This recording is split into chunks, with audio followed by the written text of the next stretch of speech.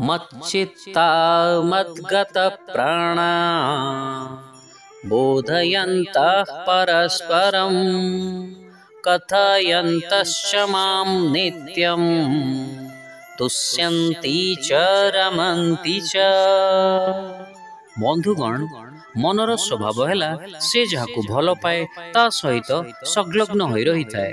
भक्त मानक मन भगवान स्मरण रे निमज्जित होता है, कारण से मनरे भगवान प्रति अगाढ़ श्रद्धा रही है।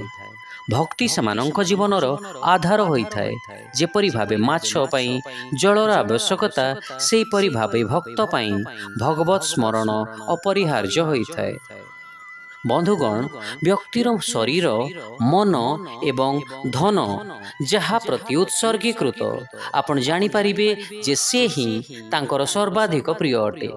बाइबल रे मैथ्यू कहिसंती, जोठी तुमर धन रही अछि सेठी तुमर हृदय रहिबो। तेणु व्यक्तिर हृदय किंबा मन केउठी अछि ताको चेक करिबा पई आपण तार चेकबुक बा क्रेडिट कार्ड को अनुध्यान करी जानी पारिबे। जदि से माने शौकीन कार पई खर्च करूचंती तेबे तांकर मन सेथिरे आसक्त अछि। जदि से माने बेलासपूर्ण छुट्टी यात्रा रे खर्च करूचंती ताहेले ताहा ही तांकर सर्वाधिक प्रिय जिनिस। एवं जदि से माने आफ्रिकार किंबा कोनोसी देशर एड्स पीड़िता पिलांको दान करूचंती ताहेले से मानक मन सेथिरे केंद्रित होई रहिछि। पिता मातांको स्नेह तांकर समय और संपत्ति को संतान मानकर कल्याण पई त्याग करिबाकू जानी हुए। सेही परी भक्त मानक प्रेम भगवानक प्रति सेमानंकर समर्पणरू जानी हुए। श्रीकृष्ण कहउछंती मद्गत प्राणा, अर्थात मो भक्त माने सेमानंक जीवन को मो ठारे समर्पण करि देइथांती। एहीपरि समर्पणरू संतोष लाभ होता है, जेहेतु भक्त माने तांकर समस्त कर्मर फल भगवान को अर्पण करि देइथांती। प्रत्येक परिस्थिति को से माने भगवत प्रेरित अनुभव करती।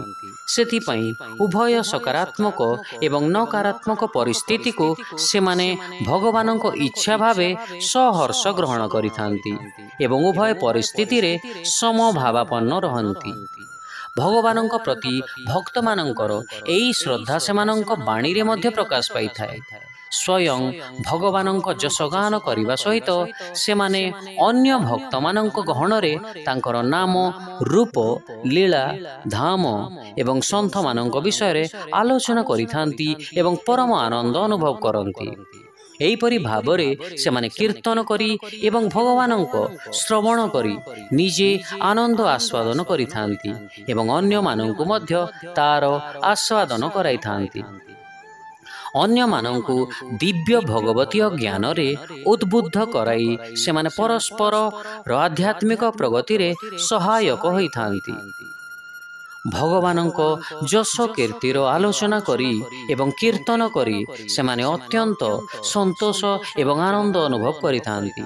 एहीपरि भावे से माने भगवान उपासना श्रवण कीर्तन और स्मरण माध्यम रे कहिथांती, जहाकू त्रिधा भक्ति कहा जाए, जहार अंतर्भुक्त श्रवण कीर्तन एवं स्मरण अटे।